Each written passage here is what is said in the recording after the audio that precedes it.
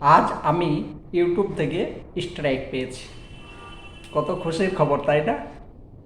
আপনারা তো ভেঙে পড়ছেন, কিন্তু না, ভাঙলে হবে না। আমি কিছু ভুল করেছিলাম, তার জন্যে স্ট্রাইক পেয়েছি। তো আপনারা এইসব ভুল করবেন না। আর ইউটিউবের কাছেও আমি ক্ষমা চেয়ে নিচ্ছি। এরকম ভুল আর শেখাবো না।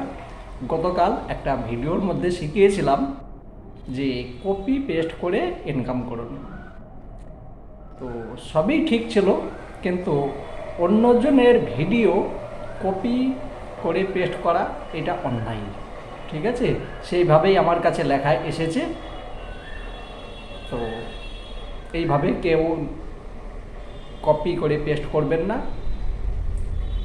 আমি অ্যাপটার নামও আর উচ্চারণ করতে চাই না। তো এইগুলো করবেন না। নিজের ভিডিও বানান, অরিজিনাল অরিজিনাল ভিডিও বানিয়ে আপলোড করুন, কখনো স্ট্রাইক দেবে না।